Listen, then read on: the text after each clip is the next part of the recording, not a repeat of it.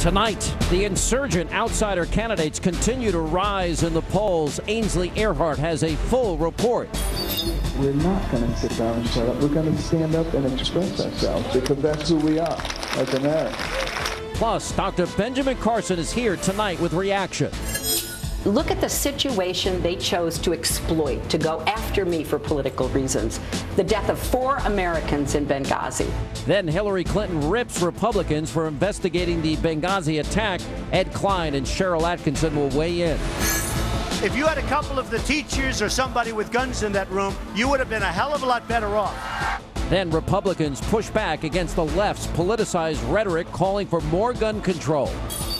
And reaction to the growing feud between Donald Trump and Marco Rubio. Hannity starts right here, right now. And welcome to Hannity Tonight. The political outsider insurgent candidates continue to dominate in the latest 2016 polls, and Hillary Clinton is now losing in head-to-head matchups with some GOP candidates in very key states. Fox and Friends First, co-host Ainsley Earhardt at the Hannity Big Board tonight. Yeah. A lot of big numbers, a lot of movement. Just looking over these numbers, you're going to be shocked, Sean. Let me tell you and your viewers, voters in 2 very important states continue to throw their support behind Republican candidates who come from outside of Washington and have never held public office. In Iowa, Donald Trump and Dr. Ben Carson continue to separate themselves from the rest of the field with 24% and 19%. Carly Fiorina is in 3rd place with 8%, followed by Jeb Bush, Ted Cruz, and then Marco Rubio. As for New Hampshire, Sean, things are a little tighter in that state. Trump still has the top spot with 21%, and then Carly Fiorina continues to gain momentum with 16%. Jeb Bush has 11%, followed by Marco Rubio and Ben Carson with 10%, and then Chris Christie has 7%. Now, Sean, another national poll, a new one, has some very good news for Dr. Ben Carson. It shows him leading Donald Trump 24% to 17%. It is a very good sign for Dr. Carson, but we're going to have to wait until all these other polls come out to see if the trend continues, of course. Now, also tonight, Sean, Hillary Clinton's ongoing scandals, they continue to drag her down in the polls, and it's starting to show in a potential head-to-head matchup with notable GOP candidates. This is where it gets interesting. In New Hampshire, Hillary Clinton would fall to Jeb Bush by 7 points if they were to square off in the general election. And Sean, Carly Fiorina would top Clinton by 8 points if voters had to decide between those 2 candidates. And then in the all-important state of Iowa, Sean, Clinton would lose to Trump by 7 points, Bush by 10, and Fiorina would beat her by a whopping 14 points. Finally tonight, Clinton unveiled her new plans for new gun control measures at an event in New Hampshire, and here is part of what she said earlier today. It's time for us to say, wait a minute, we're better than this. Our country is better than this. And there are steps we can take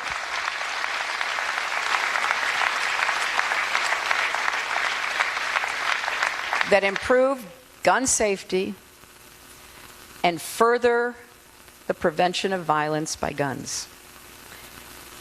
And today, I am proposing what I consider to be common sense approaches.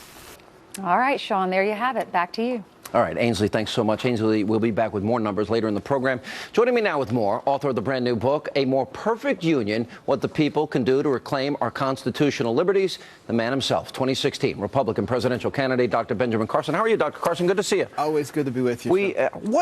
Look at these numbers. It's Trump, it's you, it's Fiorina. What is happening out in the electorate? What are you hearing when you meet people?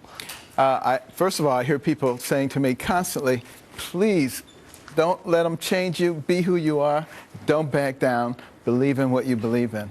That's so important because people are used to double talk, and they're used to politicians saying whatever is politically expedient and having their finger up in the air and seeing which way the wind is blowing.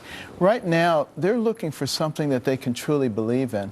They're looking for people who have actually worked in the real world, have real-world accomplishments, demonstrate that they know how to solve complex problems. No. And I think that's resonating with politics. It's interesting. In most polls, it's Trump and then you. I can't think of 2 more diametrically opposed personalities, you being more shy and demure and soft-spoken, and then Donald Trump being brash and outspoken and confident. That's interesting to me. But the one thing you have in common is you've never held political office. Fascinating. We've not held political office, but I think the thing that's important to the people is that we're not looking like people who are going to be corralled by the political establishment. Understood. It's interesting. You wrote this book, and you spend a lot of time in the book talking about fidelity to our Constitution. And I don't care if the issue is same-sex marriage, the Second Amendment, executive orders, taxation, freedom of religion. You're viewing every one of these important issues through the prism of the Constitution. Explain that. Well, you know, I talk about in the book, or we should talk, I said we talk about, because my wife is the co-writer, and my wife is an excellent writer. But the fact of the matter is, we talked about how it was formed and what the basis of it was, and the kinds of people who were involved in writing it, and the friction that occurred in the writing of it, and how they were able to resolve these things. And these men were incredibly bright, and they were able to see into the future and think about all the things that were possibly going to happen, and to write a Constitution with the help of God, by the way. A lot of people don't know that. Isn't that fascinating through this discussion? If they had the fight over slavery at that time, the nation wouldn't have been formed. That's my reading of history. That's correct. All right. So, but they did put in place in their wisdom, which I think you're talking about here, the mechanism to right wrongs and correct injustices. Yes. Over time. And they recognized that they were not perfect, and that the document itself was not perfect, and that it would have to adjust with time. There are a lot of things that we need to think about now. For instance, you know, when we wrote the Constitution, the average age of death was around 47. Yeah, because of surgeons like you, you're keeping us around a little longer. I'm past my due date then. That means... Right, which means lifetime appointments perhaps need to be reviewed again. Interesting. Now, I want to ask you, because you've been on the campaign trail, when you say something, like the comment you made about Muslims, the media explodes. And I had you on the program right after that. I said, do you mean you would want to know that they do not adhere to Sharia or radicalization? And you said, that's what I meant. Has that been a problem on the campaign trail, media turning a small comment into a bigger issue? Well, it hasn't been a problem with the people. It's been a problem with the left-wing media, although I've asked several of them, so are you telling me that you would like to have a president who believed in Sharia, who believed in taqiyya, who believed in all of the various components? The antithesis of the Constitution, which you're right about. And, of course, they immediately divert to another topic at that point because they don't want to admit it. Do you find it's all gotcha? I watched the last CNN debate. You stood on your feet for 3 hours. You said this about him, and he said that about you. Go fight it out. And you did get substance out, but I felt that the whole debate was designed to make you guys fight. It was, and that's why I largely didn't participate, because I'm not going to let somebody sit there and pull my string and say, oh, sick 'em, you know. Let me ask you this question. You said something to me earlier today that really shocked me, that you were unhappy you never get asked a foreign policy question. Is that true in both debates? You weren't asked a foreign... I don't know for sure. Yeah, they have a tendency not to ask me about foreign policy, well, not to ask me about economics. They assume that the only thing you know is maybe something about race and maybe something about medicine. Yeah. Well, let me ask you. You see what Vladimir Putin is doing, and his influence, he seems to be filling a vacuum left by the United States.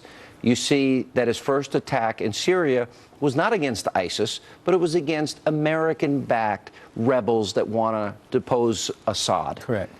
That seemed to be by design. That was almost a proxy attack on the United States from my position. What are your thoughts, and how would you handle it? Well, my thoughts are that he really was very disappointed with the dissolution of the Soviet Union, and he wants to rebuild an empire, and he needs to extend his influence widely, and he is noticing that there is weakness, and therefore, like any bully, he's going to continue to push. And I believe that we need to stand up to him. How would you specifically, if you're president, what would you do?